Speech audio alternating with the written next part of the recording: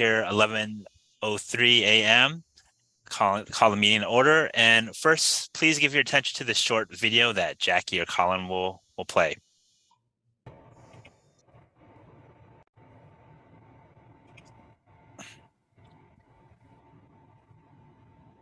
Due to COVID-19, this meeting will be conducted as a Zoom meeting pursuant to the provisions of Assembly Bill 361, which suspends certain requirements of the Brown Act. This meeting is being live streamed on the CCTA website. The chair will call upon members, staff, and other speakers by name. Please speak clearly and state your name before giving comments or remarks. Persons participating via Zoom with their cameras enabled are reminded that their activities are visible to viewers. Members participating by Zoom wishing to speak should physically raise their hand and unmute their mic when called upon. Members should mute their mics when done speaking. Citizens participating by Zoom wishing to speak should use the Raise Hand feature or dial *9 if participating via phone, and the chair or staff will call upon them at the appropriate time. Citizens will have 3 minutes to speak. After 3 minutes, staff will lower their hand and mute their mic. Participants via phone will be called upon by the last 4 digits of their phone number. It is requested that public speakers state their names and organization, but providing such information is voluntary. Written public comments received in accordance with the teleconferencing special notice for public comment guidelines are printed on the meeting agenda.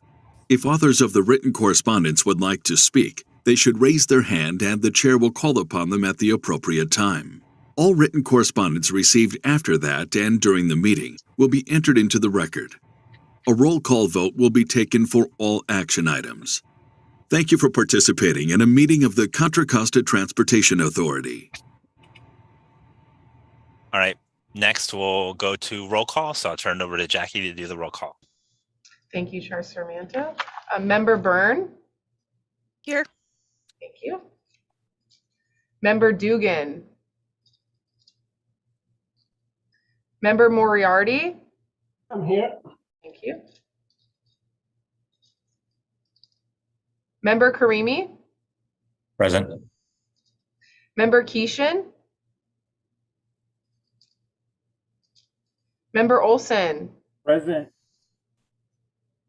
Member Pinkham? I'm here. Member Riley? Present. Member Riker? Present. Member Simmons? Here. Vice Chair Weeks? Here. Chair Sarmiento? Here. Thank you. We have all members present except for members Dugan and member Keeshan. All right, thank you, Jackie. So we'll move on to item number 2, which is public comment. Jackie, have we received any written public comment? We have not received any written public comment. Okay, thank you. Is there anyone in the Zoom call here wishing to speak during public comment on an item that is not on the agenda? If so, please raise your hand and we'll call upon you. All right, I do not see any hands. So we will move on to the next item, which is item 3, consent calendar. Are there any changes, comments, etc. from any committee members? If so, please raise your hand. All right, I do not see any hands raised. So, and are there any comments, questions from the members of the public? Please raise your hand. All right, don't see any hands raised. So, for this item, I do need a motion and a second. So, if anyone like to, any committee members like to have a motion to approve the consent calendar. Member Greenview, I'll motion to go forward with the. All right, we have a motion from committee member Karimi. Do I have a second? This is member Riley. I'll second. All right. Okay, so we have a first by committee member Karimi and a second by committee member Riley. So Jackie, if you could take a roll call vote, please. Member Byrne? I was not present at the last meeting. Okay, would you like to abstain? Abstain. Okay, thank you. Member Dugan? Member Moriarty? I'll abstain. Member Karimi? Aye. Member Keeshan? Member Olson, Yes. Member Pinkham, Yes. Member Riley, Yes. Member Riker, Yes. Member Simmons, Yes. Vice Chair Weeks, Yes. Chair Sarmiento. Yes. Okay, motion passes unanimously with members Dugan and Keeshan absent and members Byrne and members Moriarty abstaining. Okay, thank you. So next we'll move on to regular agenda items. Item 4A is an update on the coordinated countywide comprehensive safety action planning. And this will be presented by Colin Clark from CCTA. Colin?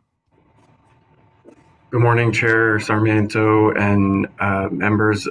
So we have a couple consultant teams working on the countywide safety action planning update. Kimley Horn and Kittleson each assigned 2 different subregions of Contra Costa, and if there's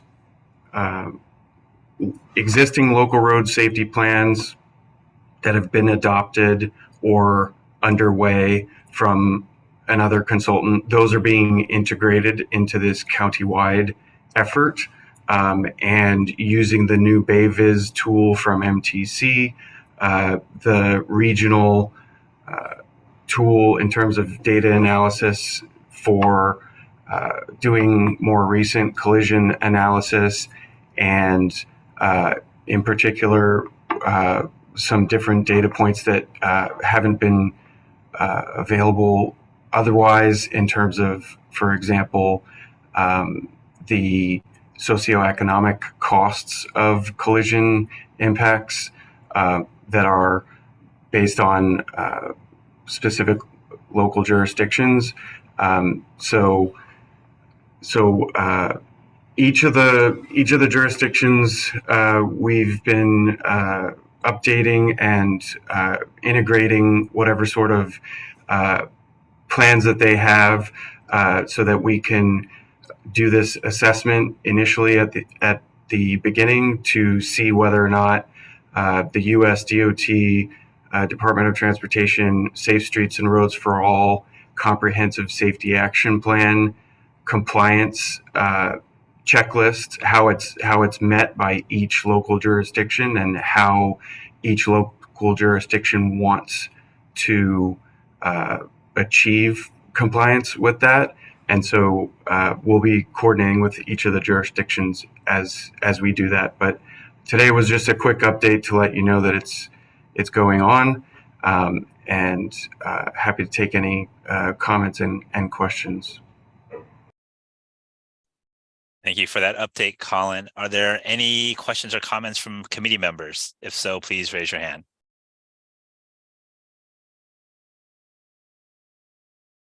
All right, I don't see any hands up. Any members of the public who would like to comment or have questions on this item, please raise your hand. All right, seeing none. Okay, thank you, Colin, for that update. So we'll move on to item 4B, which is a review of the complete streets checklist for compliance with MPC's resolution number 4493 for the city of San Pablo's I-80 and San Pablo Dam Road Phase 2 project. And this item will be presented by Hisham Noemi from CCTA. Good morning, Mr. Chairman and board members. Appreciate taking the time to review this item. My name is Hisham Noemi. I'm the Director of Programming at CCTA. I'm also the project manager. CCTA is the implementing agency for this project on behalf of the city of San Pablo. We have Alan, the Public Works Director from the city of San Pablo, here today. Also, we have our consultants who worked on this project since 2006. Ramesh Satyamurthy is the project manager, and Peter Di Stefano is the project engineer. I do have a presentation for you. I think Jackie had sent it to you before the meeting last week. So let me try to share it.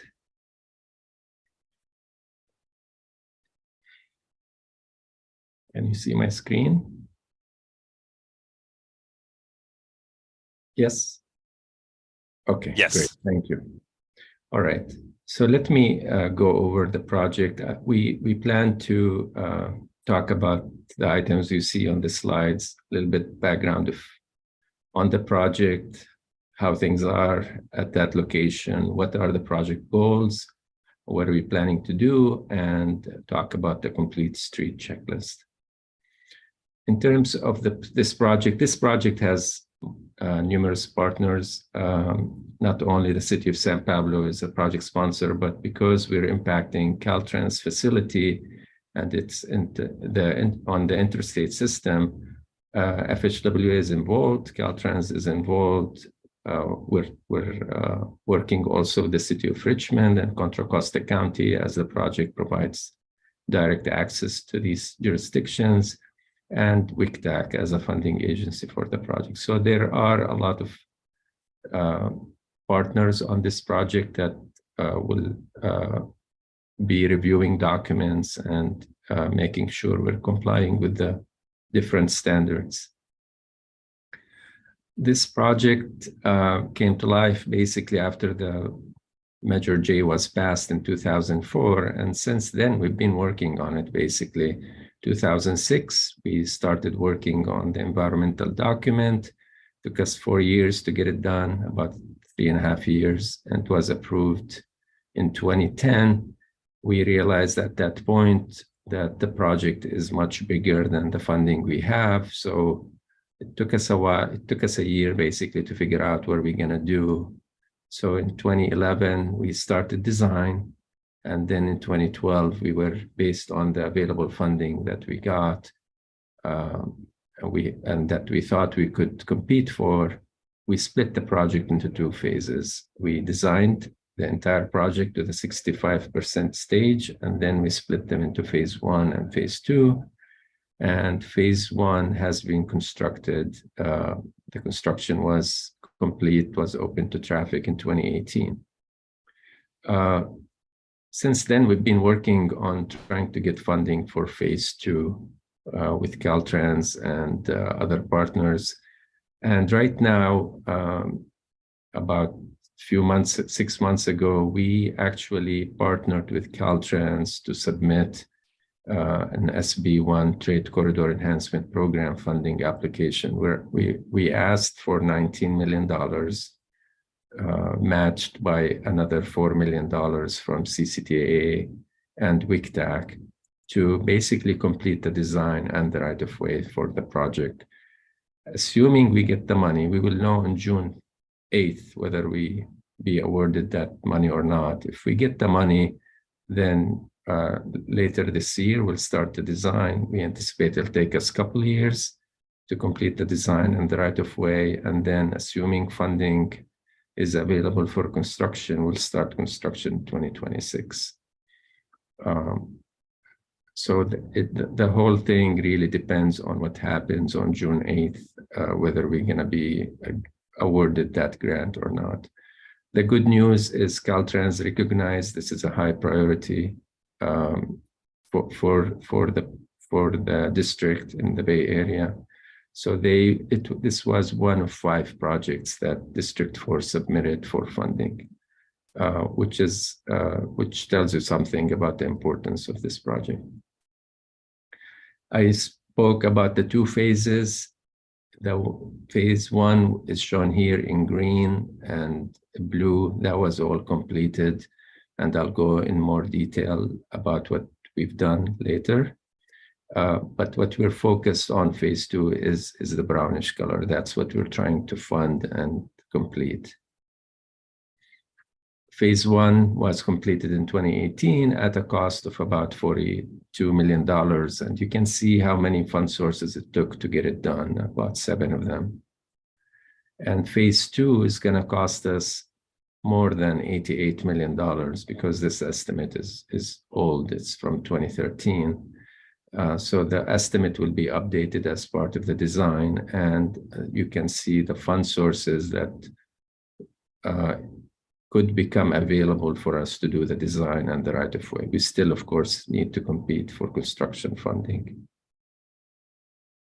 The project is located along basically 1.5 miles on I-80 between El Portal Drive to McBride Avenue, and you can see the location of the interchange. The interchange is a gateway to the city of San Pablo. Looking east to west, we're on San Pablo Dam Road. The project limits are from Moro Road to Ventura Avenue. This is an aerial photo of the land uses in the area. You can see, if I move my cursor, there is a major commercial area here. Dennis is here. There is the Riverside Elementary School District just off the map here. If you look north, basically you're going to San Francisco. South, you're going to Sacramento. And if you're going south, you're going to San Francisco. This is the location within the county. This is in West Contra Costa County. And I just wanted to focus on San Pablo Dam Road for a second here. This is Moro Road and this is Ventura. And right now, if you look in the bike plan, you can see a lot of bikers basically take this hilly road to get across I-80, which is not very efficient. And the project here, but McBride Avenue is here, and basically you can see the proximity of the project to the Wildcat Creek Trail, which is a long trail within the East Bay Regional Park District, popular trail. So existing conditions, you know, this interchange was built in the 50s. It's, you know, the traffic volumes have increased significantly since then, so just cannot handle the existing volumes. There are several safety issues, as you will see shortly in the project, and access issues. This is the congestion that's experienced during the peak hour at this interchange. You can see the ambulance stuck in traffic. This is not a situation you want to be in. The bridge itself, it has substandard height, and you can see here the marks from trucks hitting it in the past. Has been hit by trucks several times, and every time that happens, you shut down the freeway, you shut down San Pablo Dam Road to examine the damage. And you can see here on the freeway, there is actually no shoulder. The structure abuts the freeway. So if you take your eye off the road, you could be hitting, if you hit that structure at that freeway speed, that's just not going to be a good situation. On the San Pablo Dam Road overcrossing, there are no shoulders for bicyclists to use. And the sidewalks are pretty narrow as well. This is just photos from actual accidents at the location. You can see in this incident, thousands of chickens actually got killed based on the accidents. And this one, unfortunately, there was a fatality. One person was killed and the other was badly burned. You can see how they hit the bridge structure. Sidewalks on the bridge are narrow. They don't meet current standards, 4 feet. If you have somebody in wheelchairs, 2 wheelchairs could not pass each other here.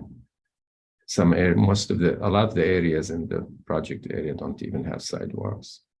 And you can see the backup on Amador Street. It gets actually very backed up at this location. This is at Amador and San Pablo Dam. This is a situation before phase 1 was completed, where you have the El Portal on-ramp to westbound I-80.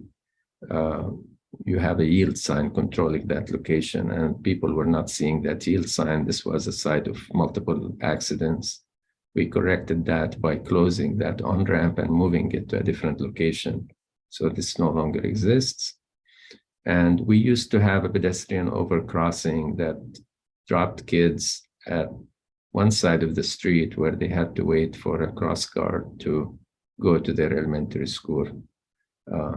And there were a lot of speeding vehicles on this road. We corrected that with phase 1. It's no longer the case. Some of you might ask, why are we talking about McBride and El Portal Drive? And we had the same question when we started this project. I mean, we wanted to fix San Pablo Dam Road. There was nothing wrong with El Portal and McBride, to our knowledge at the time. So the reason is because of the spacing between the on-ramp and the off-ramp. This basically does not give cars enough distance to get to the off-ramp or get on the freeway. So what ends up happening here is people slow down, and that causes backup and breakdown of at least the right lane and the lane next to it. And you can see the number of accidents on the freeway just at that location. Most of it is attributed basically to the short distance between the on-ramp from San Pablo Dam Road to the off-ramp at McBride. You have the same situation on the other side of San Pablo Dam Road, where this is the old on-ramp to El Portal Drive, where we saw the yield sign. It will drop people off, and this is the off-ramp to San Pablo Dam Road, not enough distance. And again, this will, there were issues because of that. It breaks down the freeway. So that was corrected by basically closing this on-ramp and moving it away from the off-ramp. So now with phase one, we have enough space basically to build a new interchange. But that was something that Caltrans wouldn't have allowed us to do unless we fixed the situation south and north of the interchange. You saw Amador Street and the backup on Amador Street. One of the issues there is so close to this off-ramp, and you have like five-legged intersection here, so the operations are inefficient because of that. And the left turns into Amador is just not allowed at this point, even though some people might try to do it. So if you want to go to the school, for example, coming from the county, basically you'll have to get on the San Pablo Dam Road overcrossing, get on the freeway, and then get off at McBride and turn to go to the elementary school right here.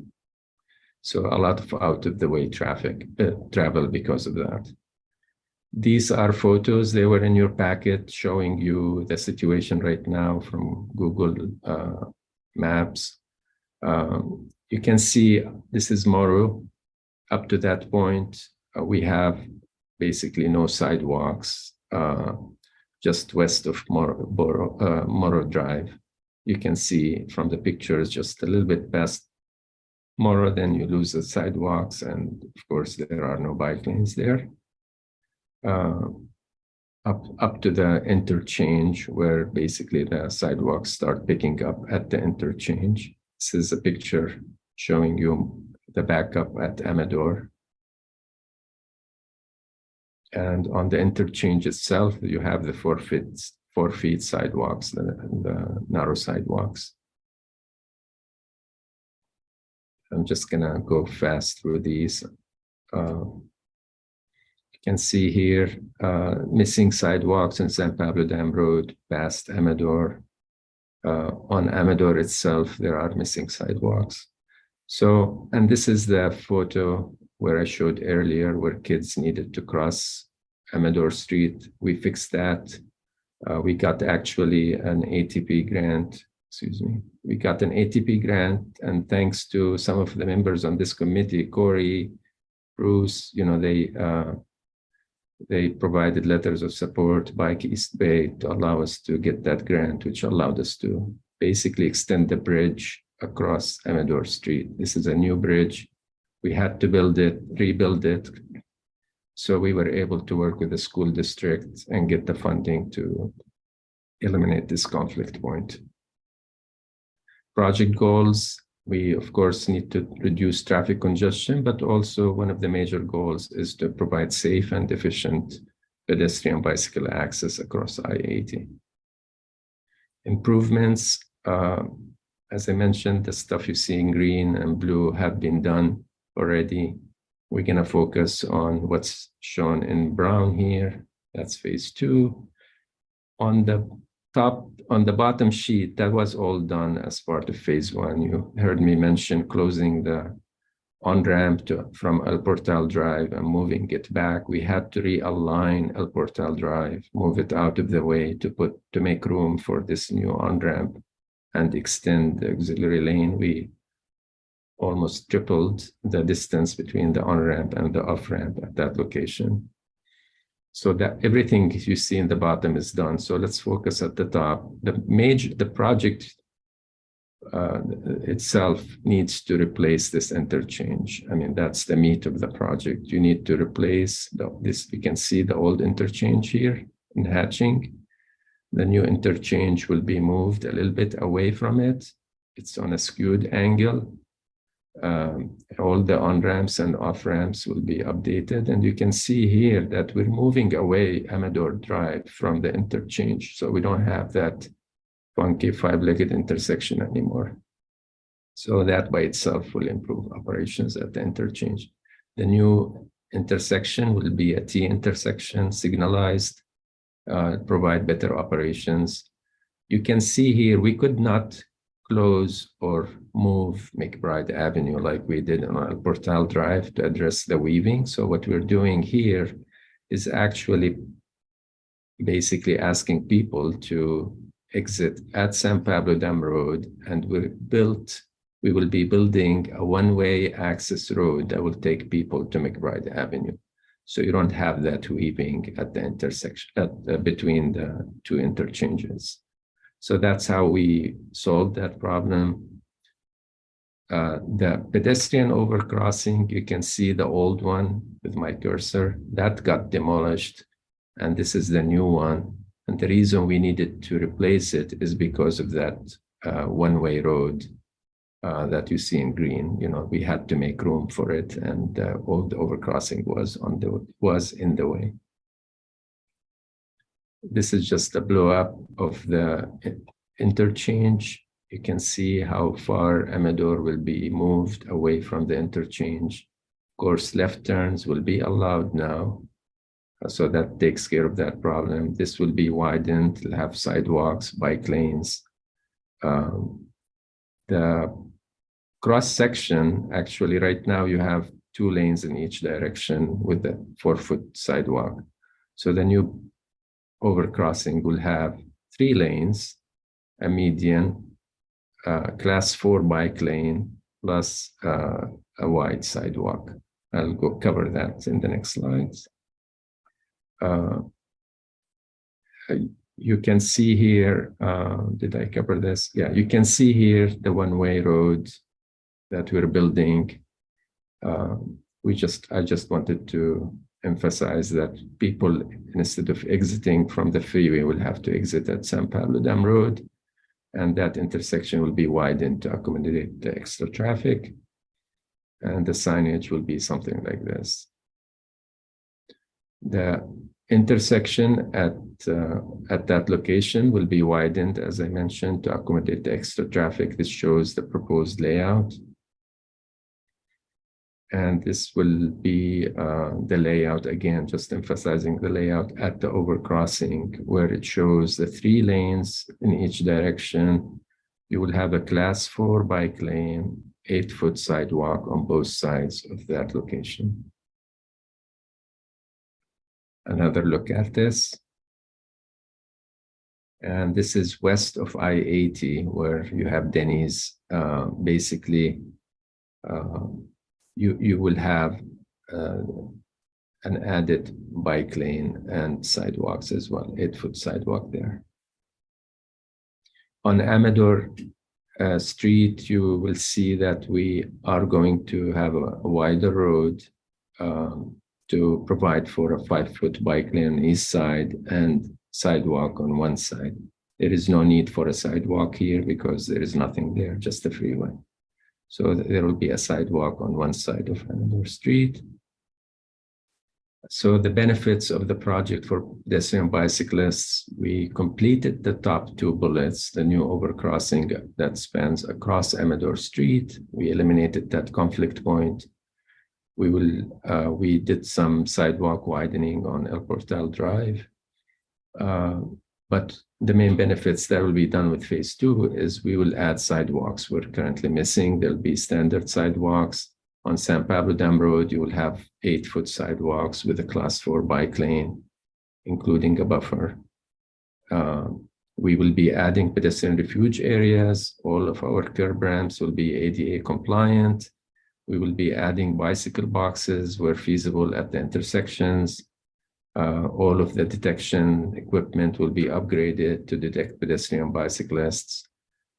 Class 4 bike lanes on San Pablo Dam Road outside of the, I should say, east of the interchange, all of the crosswalks will be highly visible.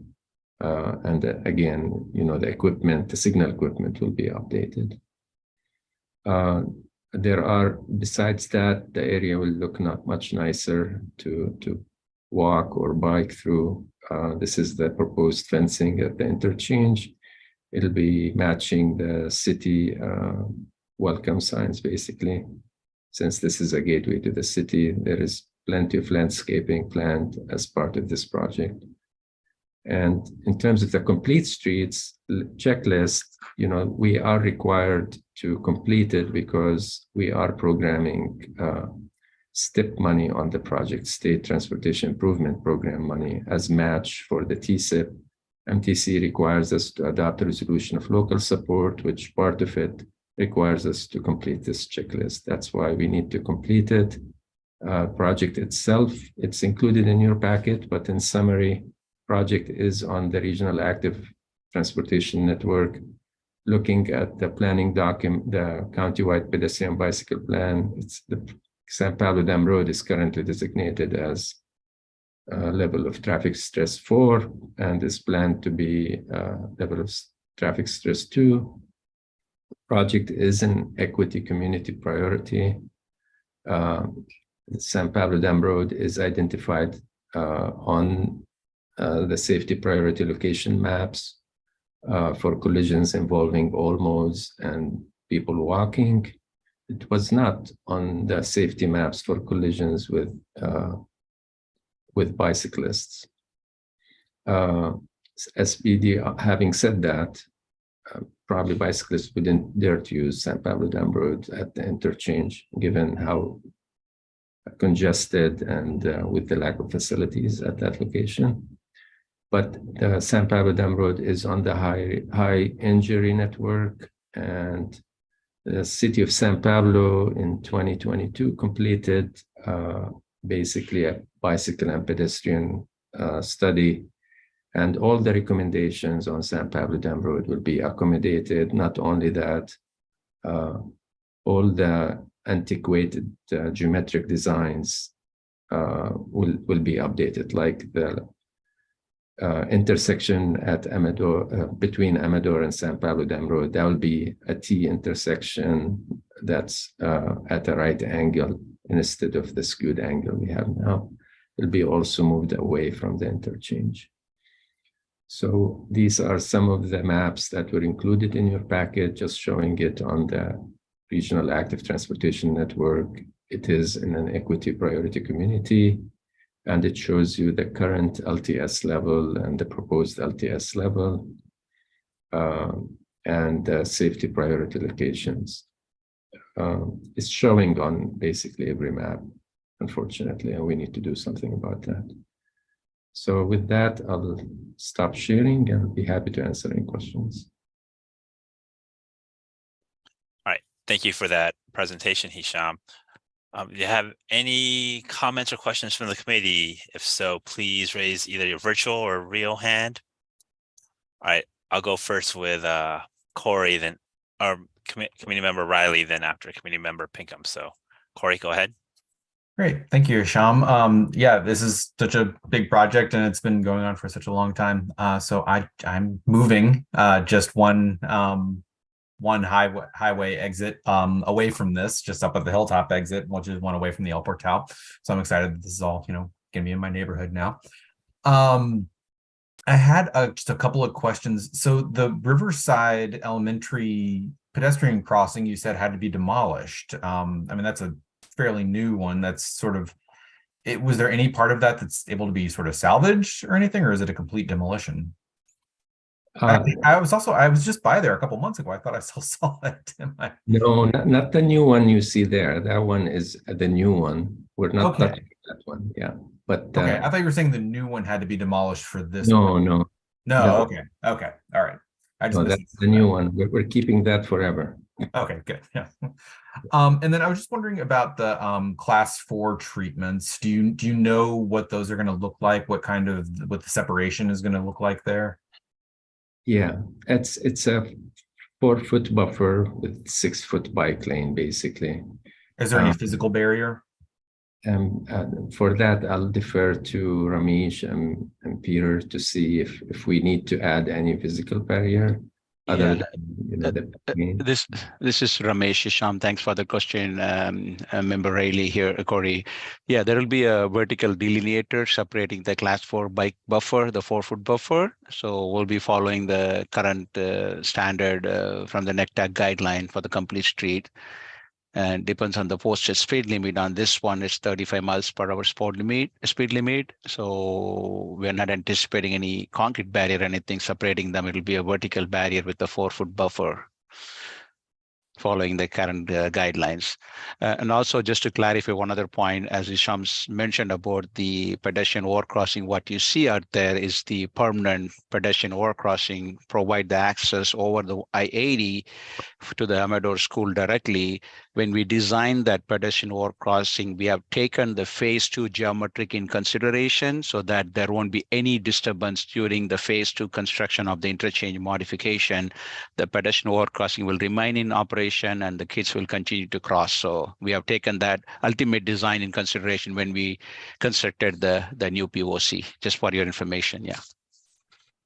And I understand that, this is following, guidelines for, the 35 mile per hour speed limit post. I just know as a driver and a cyclist, when you get off the highway, sometimes you're just still in highway mode and can be driving faster and sort of more crazy, especially if you've been driving on the highway for a little while before you're acclimated back to city driving. So, even if they are meeting certain guidelines, I would just encourage exploration of, sort of bigger, safer barriers there to make it, a good and, comfortable crossing for bicyclists and pedestrians there.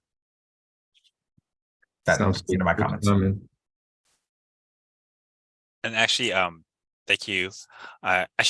Before I go to Committee Member Pinkham, I did have a question comment. It's kind of related to what we just talked about with the class 4 bike facilities. I guess question for Hisham or Ramesh, like what's the length of that class 4 facility? Is it just the overcrossing, or is it how far west and east of the overcrossing will you install class 4 facilities? So the plan is to go from Morrow Drive, the project limits basically from Morrow Drive to the east, all the way to Ventura Street Avenue on the west side of I-80. So where the entrance to the commercial area is. We may have to narrow the 6 lanes to 5 lanes at that location because it's a little bit more restricted. And then beyond that, the city is currently actually working on design plans for San Pablo Dam Road, basically to add bike lanes beyond that location. Okay, yeah, thank you, Hisham. Sure. All right, move to a Committee Member Pinkham.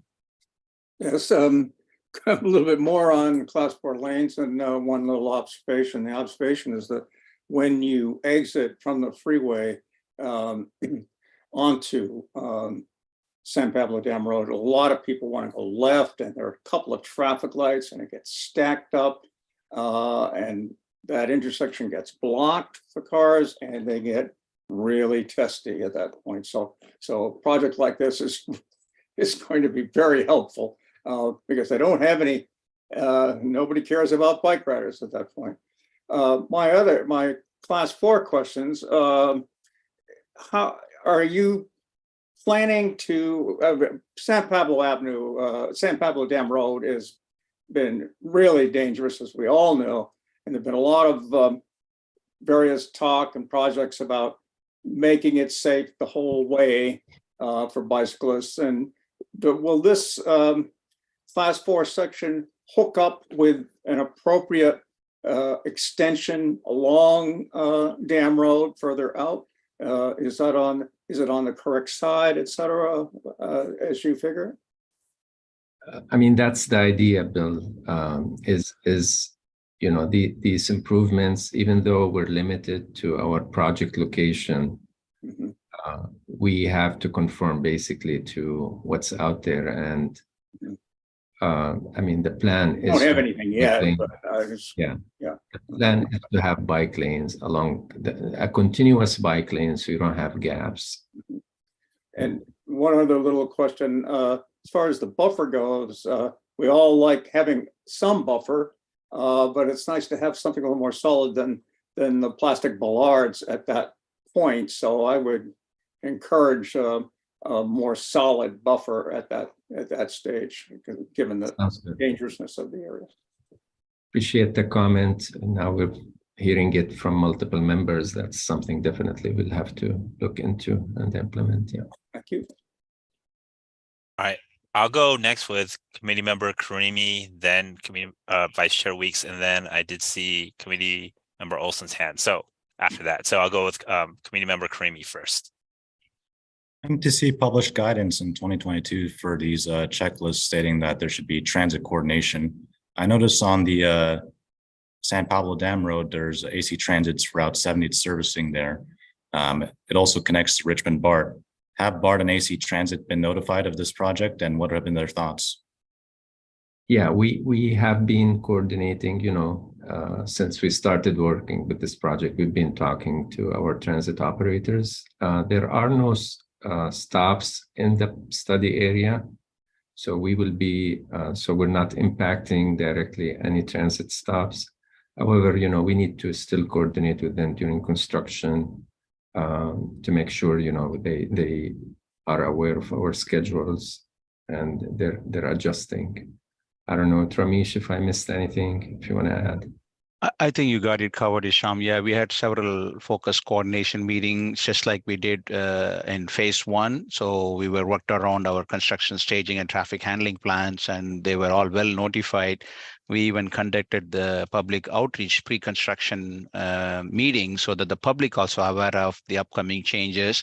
And we also set up the hotline during construction, which will follow as part of our stage construction and traffic handling with the lane closure recommendation approved by the jurisdictional agencies, and we'll get the AC Transit involvement in that phase. Yeah, so it is standard operating procedures. All the transit operators in the area, notify them, not only transit, but you know, emergency response teams as well, EMT and so on. Exactly. Thanks for the clarification. Sure. All right, next we'll go to Vice Chair Weeks. Hi, I just wanted to say two things. Thank you for working on Amador. I spent many hours sitting at that intersection try to get across San Pablo Dam Road to head down Amador. So I've dreamed about this improvement. So wonderful. Thank you. I have two other questions though. One, when you have this class 4 improvement, cleaning, this area ends up with a lot of junk, a lot of garbage, a lot of flotsam and jetsam, and it's difficult to navigate as a cyclist. And I know many people on this group have struggled with the ideas of how to keep these class 4 bike lanes clean. And in this area, I think it's going to be a major issue, especially if we end up moving in the direction of choosing a hard, bigger barrier of some sort. There needs to be some kind of clarification and emphasis on keeping that space clean. It's just a mess in that area, especially from there's a lot of earthenworks in the area, rocks and things that fall down hillsides and things like that. So if there's some way to put in the findings that that piece should be sorted out and clarified, I'd love to see that. Second, as far as sensors go, I just was hoping that we aren't just looking at loops in the pavement. We're looking at modern sensors with cameras that are going to be sensing cyclists waiting in the turn pockets and things like that. Just want to make sure that we have a good amount of discussion on that. And then pedestrian movements, there's a lot of pedestrians that walk across this intersection and move through the space. So just curious about kind of what kind of pedestrian infrastructure you have at the, at all these push button crossings. Is there any kind of special phasing you guys have discussed? So I guess that's 3 questions. Thanks. All very good points, Chris. Cleaning, yes, we whatever design we end up with, we will have to take into consideration the type of equipment we will be using for cleaning. We will have discussion with the city because they'll be responsible for doing that. So I'm glad Alan is on the call and hearing this. So that's an excellent point. For pedestrians, we're providing sidewalks, high visibility crosswalks, pedestrian detection, push buttons, and so on. I'm not sure what else you had in mind. So and ADA ramps, of course, compliant ramps. Well, I mean, I assume they'll be modern in the sense that they'll have an audio tone that acknowledges that you press the button. Are you thinking on having that countdown numbers on these things for people crossing? Just whenever there's a freeway on-ramp and a pedestrian crosswalk, it's just a recipe for disaster unless everybody's very much paying attention. So that's the plan is we'll install the latest and greatest technology awesome. At these intersections. Thank you. Okay. And what about this camera sensors? Again, we will be looking at installing the latest and greatest technologies at these locations. We have this smart signal project countywide, so we want to be compatible with what we're proposing as part of that project. So yes, Okay, cool. And I love that idea of separating Amador from that. Thank you.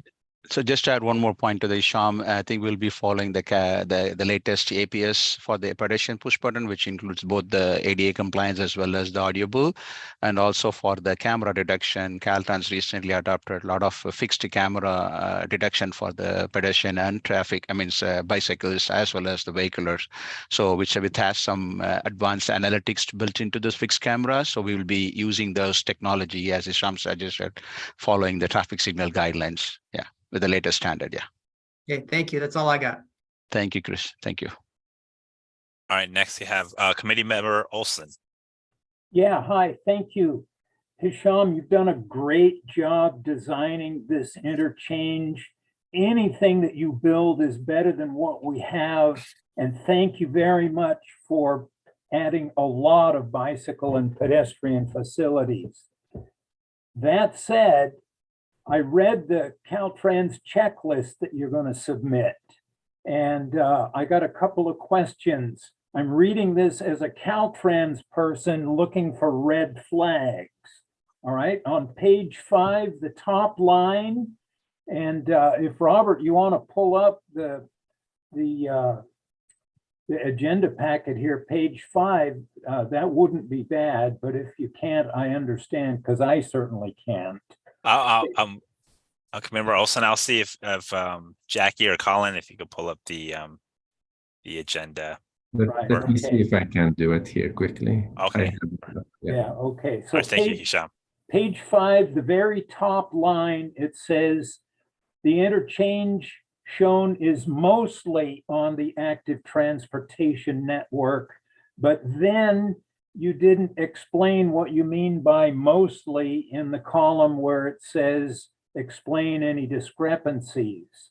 Okay. So either it's on or it's not on, and if it's not on, you got to explain. Yeah, it's yeah, I will. Thank you for pointing this out. Let me see if I can find the network. Sorry. Page 5 of the agenda packet. Yeah, I don't have that. I have the complete checklist.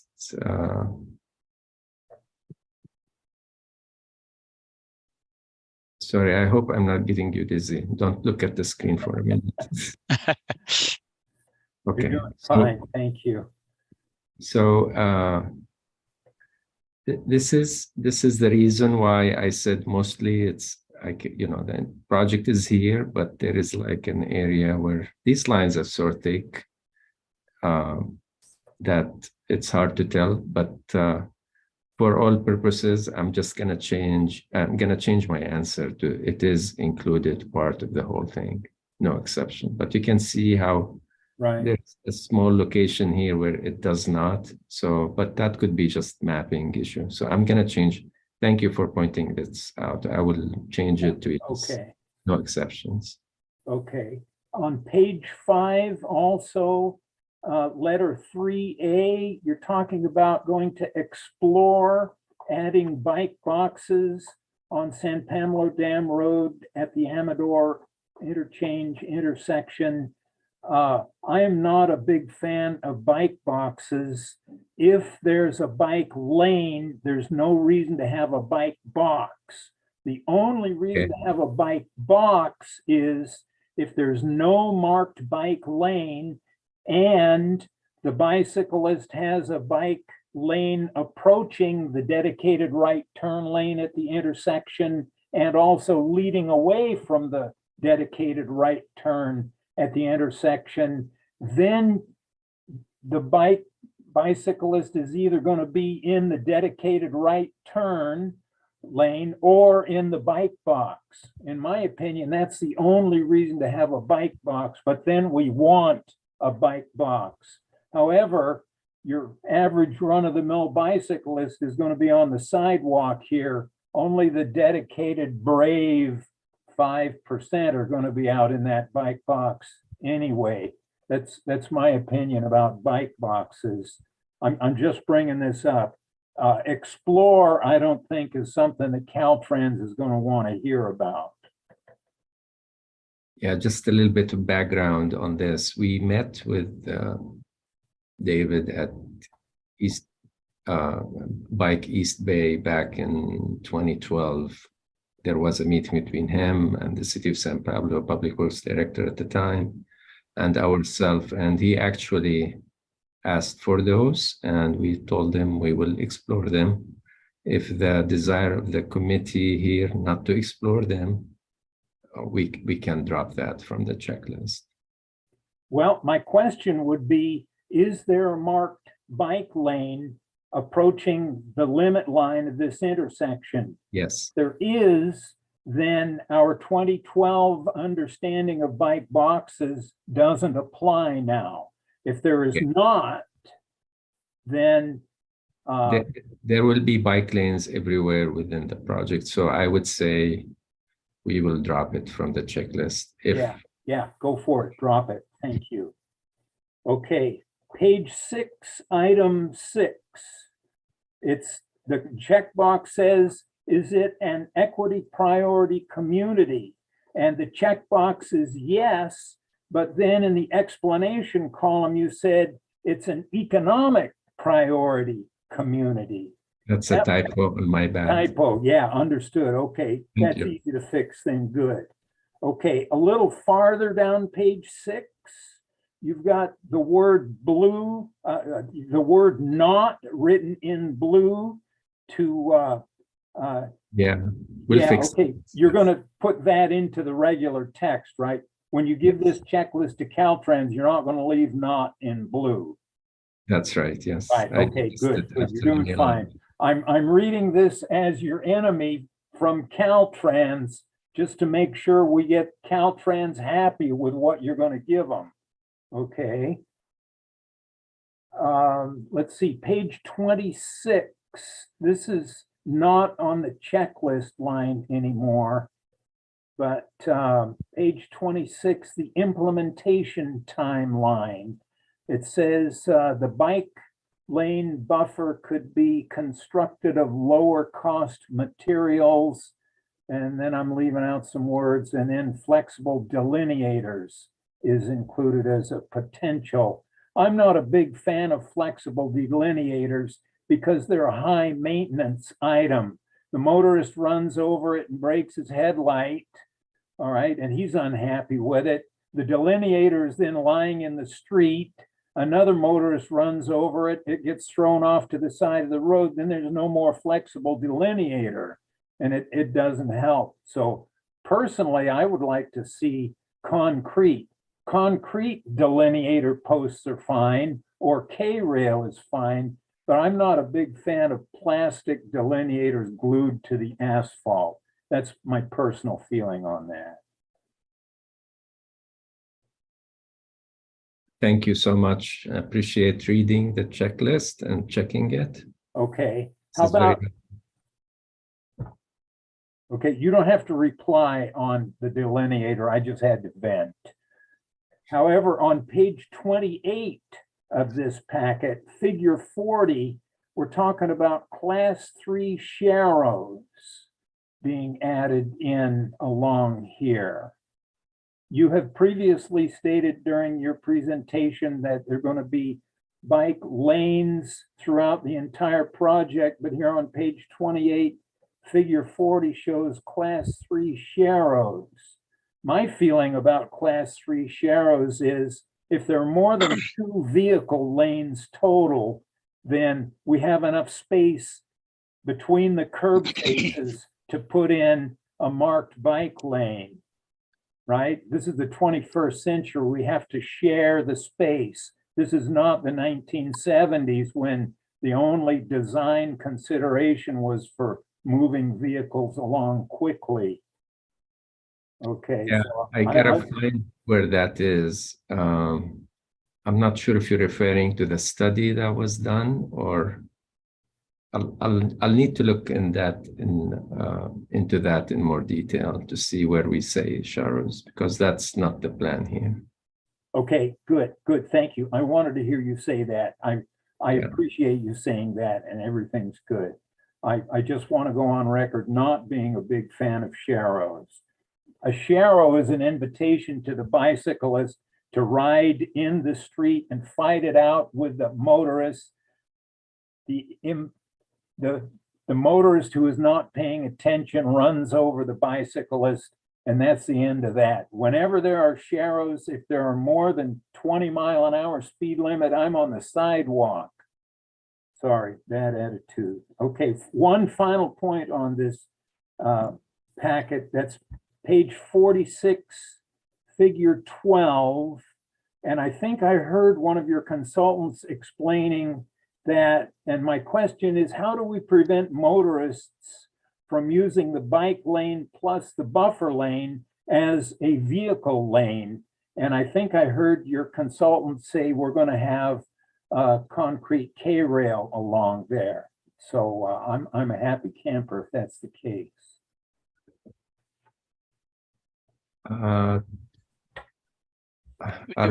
We have a vertical buffer separated between the travel lane and the bike lane throughout the project. Again, the feasibility of the type of barrier as recommended by the committee today, we will go back to the drawing table, look at it. And as I said, on the bridge, we do have a 4-foot buffer. That's enough space to put the fixed concrete barrier or a fixed concrete ballard. But since that's within the Caltrans right of way, early on when we start resuming the design, we will engage those type of discussion with the Caltrans and with the committee here, and to come up with the acceptable barrier type. I'm happy. Thank you. Thank you very much. And I have to say again, thank you to CCTA. Thank you to Hisham. Thank you to the consultants for creating a wonderful project here. Now all we got to do is find the money and build it. I'm in your corner on this.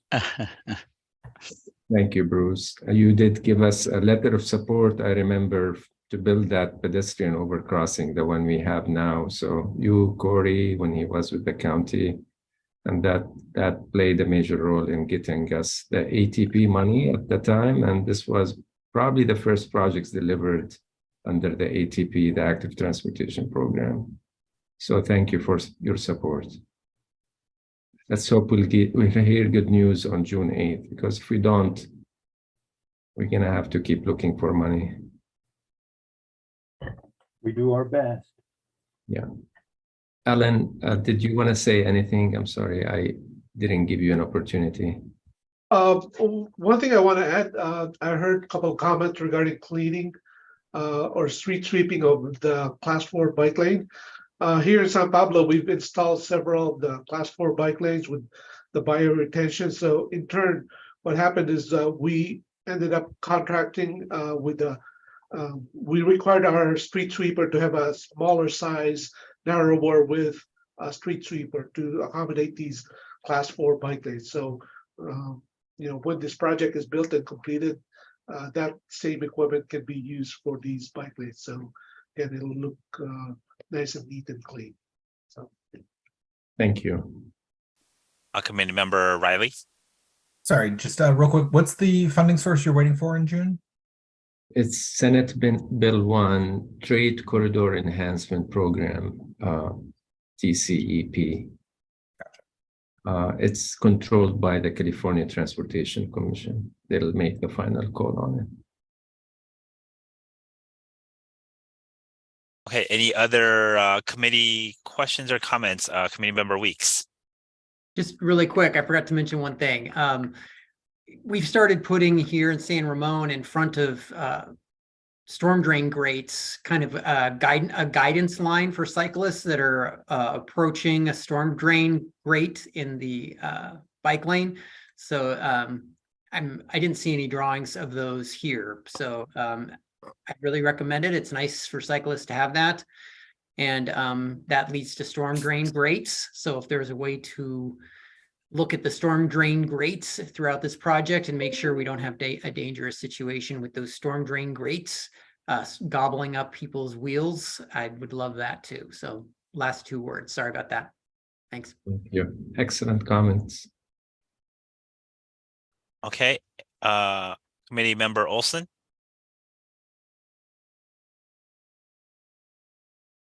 I would hope that the designers of this project are not putting grates, but they're having the openings in the curb for the water to flow in. I would certainly hope in the 21st century. If you do have to put grates, certainly you want the grates that are X-shaped riveted together rather than grates that have parallel slats along the direction of the curb. Yes, we'll definitely look into that, Bruce. Yeah, Okay. as part of our complete street review process, that's one of the items that we normally look into it to avoid if it's a grade opening, a side opening on the DI we can do. If not, we'll follow the bike wheel protected grade type. Yeah. All right, any other committee member questions or comments? Okay, any questions or comments from members of the public? All right, don't see any hands up. I think Hisham and your consultants, I think you've received plenty of feedback from the committee members. So yeah, so I think we look forward to hopefully this money receives, or this project receives, that SB1 funding, and I think either you or Colin can keep us posted on update progress of this project. So Yes, thank you so much for your feedback and your time to hear the presentation. We look forward to come back to you with good news about the project. all right, thank you. All right, next we'll move on to item 4C, which is other business / information sharing. Are there any subjects for discussion that the committees? Oh, sorry. Are there any business or information that staff or committee members would like to share? And I know prior to the meeting, we had some discussions about Bike to Work Day. So feel free to bring up any information on last week's Bike to Work Day or any other bicycle or pedestrian topics. I see committee member Pinkham. Oh, just have a question for Corey. Did you get totals? I don't know, bags handed out or numbers of any kind? We had a lot more people in Richmond than I expected, for example. Yeah, I have the West County numbers on the top of my head. I'm going to look to Kirsten to see if she can help me with the other parts of the county. We had 785 cyclists that we counted in West County, and we gave away nearly 500 bags. We had 10 stations in West Contra Costa County, ranging from everywhere from El Cerrito up to El Sobrante. So Great, great. Glad to hear it. and those numbers are very, very similar to what we had last year. Oh, okay. My total countywide, including West Contra Costa County, was north of 2,500 people were reported by Energizer station hosts. Not everybody stopped, but those were the counts that people reported back to me, including in Corey's area and in Southwest Contra Costa as well. All right, thank you for those figures, Committee Member Riley, Committee Member Riker, Committee Member Olson. Yeah, next year, the bike ped bridge over Highway 4 between Lone Tree Way and Sand Creek Road in Brentwood will be open. We have to think about who's going to be able to be the Energizer station at that bridge. I was speaking with the Tri-Delta Transit person at, what was it? The Delta de Anza Trail at Summersville Road. And she said last year they had only 3 people cross right there. They all stopped. She counted them without regard. This year I was there at 7:30 and was the 3rd person. So she was looking forward to doubling her numbers. But she was, this year, she was a little bit sad that we didn't have more bicyclists using the Delta de Anza Trail. I have to say, I went to 3 Energizer stations that were on the list this year and that were on the list last year that were not staffed. Just nobody was there. That was the Pittsburgh Center BART station, Railroad Avenue at Delta de Anza Trail, and then Delta de Anza Trail at Lone Tree Way. The first 2, I was there at 7 and 7:10, so maybe they weren't there and set up yet. Those are both City of Pittsburgh sites, but City of Antioch was right there at Sutter Delta Hospital, where the McCollum Trail splits off of the Delta de Anza Trail. And that was 8 o'clock or so, 8:15. And nobody from the City of Antioch was there staffing their station. You must have cleaned up a lot of canvas bags then, Oli. Well, the ones, yeah, I'm a collector. Yeah, you got my number. I was down to my last 25, so I'm real happy I got one. Okay, so that's all I have to say. Thank you. All right, any other comments from committee members? I'll go with Committee Member Weeks first, then Committee Member Riker. So Vice Chair Weeks, go ahead. Yeah, I already said a little bit about this at the beginning, but had a good amount of people. During the peak of the peak years back pre-COVID, we were somewhere near 600 people. Now this time we were around 400. So I'm saying 380, 350, somewhere around there at our one Energizer station here in San Ramon. So that's pretty good for one Energizer station. So I was pretty proud of that. And we had gifts for everybody, burritos, coffee, the whole shebang. So people were having a good time. And we also did the groundbreaking for the Iron Horse Trail overcrossing at Bollinger, which will be completed in 2025. So Mayor Hudson, who has been under the weather for a while, gave a public speech there. It was really great to see him there. He's been involved in that project ever since it started. So it was cool to see him speak. And we had a group called Rusty Relics from Dublin. They restore old cruisers and bring them back to their former glory and beyond. They had a bunch of those there for photo op for the politicians, and people really loved that. And they agreed to come back for the ribbon cutting ceremony that we'll have in 2025 to have a procession over the Iron Horse Trail overcrossing. And we started the work in the city on the Crow Canyon overcrossing. So we're starting to get ideas together, plans together. We're looking to do it in a budget-friendly way. So we're looking at bridges all over the Bay Area. Most recently, watching Dublin put in their bridge and seeing how they could come in at such a great number for their overcrossing that they're working on now. So we're looking to do that. So that's super exciting. And hopefully we can have cyclists involved also in our parade that we're going to have here for our young city 40th anniversary of City of San Ramon coming up here this year.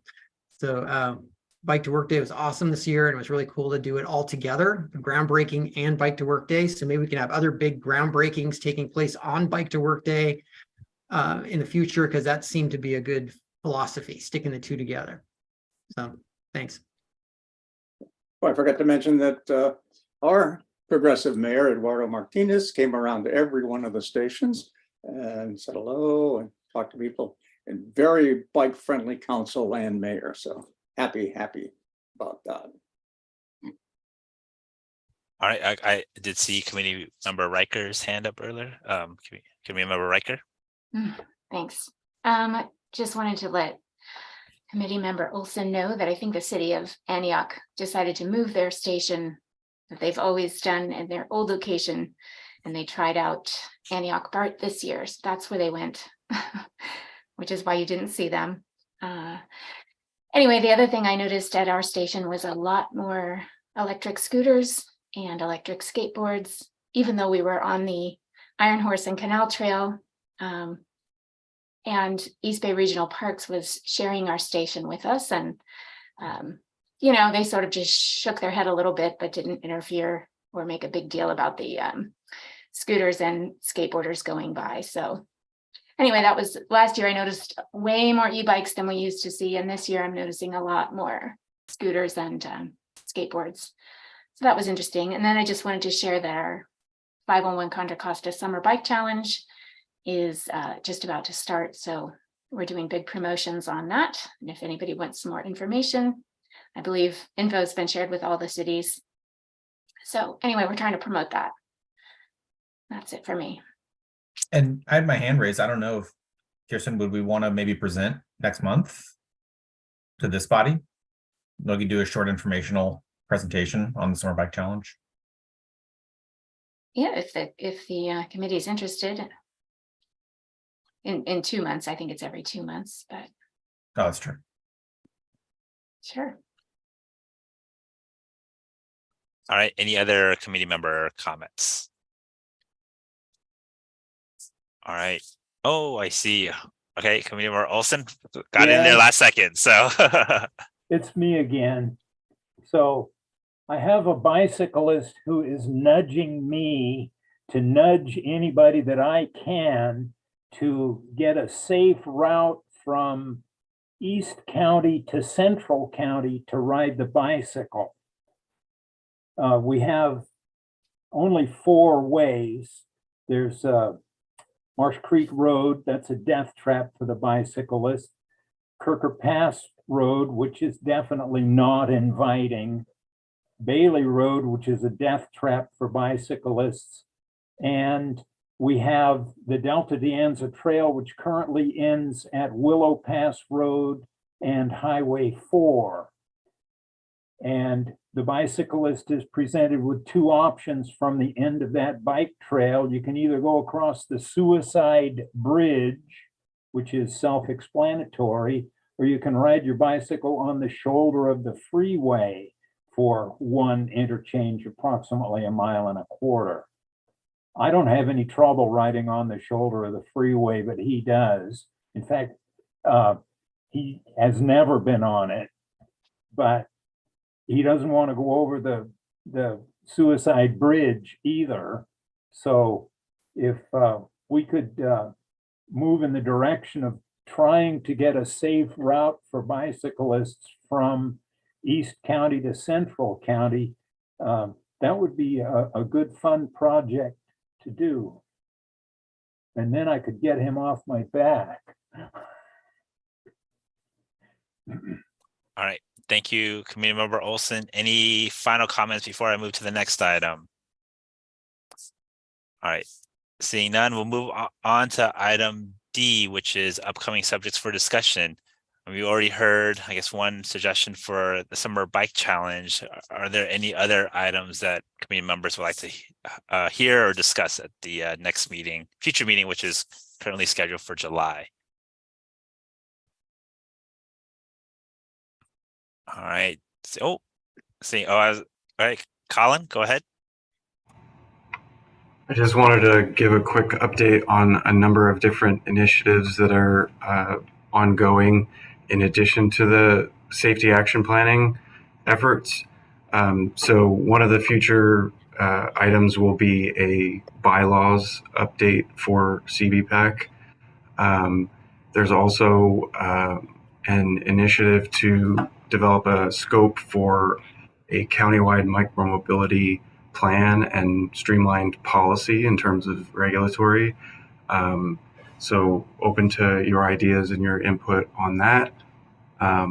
Also, East Bay Regional Park District is working with WICTAC for the next PBTF funded, so bike, ped, trail facility funded, Measure J funded project for the subregion in terms of the park district.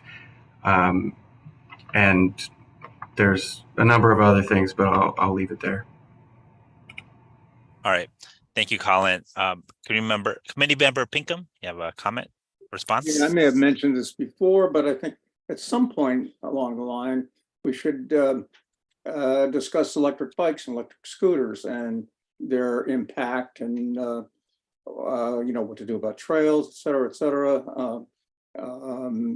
They're so ubiquitous at this point, which is great. It gets people out of their cars. And, I think there's a lot to recommend that. And for us codgers, it's makes life a little easier. It saves making bones.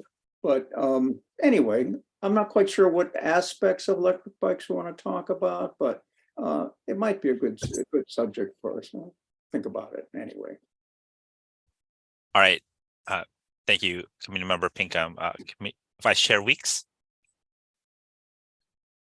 Hi, can you hear me okay? Yes. Okay, thank you. So just to build on that, we've launched a e-scooter program here in San Ramon and have it on pause temporarily. But one of the things that we had, or I guess two things that we had hoped to have sorted out in this pilot was, one, hear more from the state of California as far as rules for operating e-scooters on sidewalks and e-bikes on sidewalks and trails. And I was looking at the beginning of the year to hear some guidance from the governor on that, and I didn't hear anything clear. And so it'd be interesting to hear more about that and maybe how that ties in with what East Bay Regional Parks is planning to do, because we've been working with members of the East Bay Regional Park District trying to get some kind of pilot using these scooters on the trail in order to partner with Danville when they launch, so we could have kind of a small pilot in this area and learn directly from these scooters. Because the beauty of the Bird scooter program over just individual scooters is they can share data, and you can actually throttle the speed, make sure that the vehicles don't go above a certain speed on the trail. And that's something you can't do with a privately held scooter. So it's an interesting experiment that could be done to develop the materials that we need to come up with some better regulations on the trail in the long run. So I would love to see that. I sent Colin a long list of things that I would love to talk about in these meetings. So I can go on and on and on, but maybe that's something that we could do as a group, is just kind of put together a document of subjects that we want to talk about and just give our 2 cents on it. Have you done that at this committee before, Robert, where you've kind of had agenda ideas we vote on, or how do you determine what ends up on these agendas? To answer your first question, no, we have, at least in my memory, have not recalled like a kind of a running list of potential discussion items. And typically, I guess this item, during the meetings, upcoming topics, that's where we kind of develop some of the agenda items for this meeting. Plus, items that, or like next steps that come out of, the countywide bicycle pedestrian plan. Those are where other items, I guess, originate from. But I could also, turn over to Colin if you have any, comments on how items are added to the agenda, and also the idea of maybe having a running list of topics that committee members could suggest, and we could take a look at and add to future agendas. Sure, we definitely have a running list of ideas and topics, and we discuss it with the chair and vice chair as we're developing the agendas. And every single month, or I guess bi-monthly, the agenda includes a couple items in terms of requesting input from members to help prioritize them. All right, thank you, Colin. Committee member Olson. If I could make two short observations about electric bikes and electric scooters. Number one, the more we have of them on roads, sidewalks, and trails, the more motorists are going to be aware of all types of pedestrian bicycles and e-operated stuff. So that's a good thing. Second point, the more e-scooters and e-bikes we have on trails and sidewalks, the fewer pedestrians and mothers pushing baby carriages and fathers teaching their 5-year-old how to ride the bicycle we're going to see on our paths and sidewalks. So we got a big fight. It's coming. All right. Thank you, Committee Member Olson. And all right, any other final suggestions for future items for a future meeting? Please speak up or raise your hand. All right, seeing no hands and not hearing anyone speak up, we'll move to the final item, which is adjournment. So the next meeting will be taking place on Monday, July 24th at 11 a.m. And this meeting is adjourned at least by my clock, 12:26. So thank you all.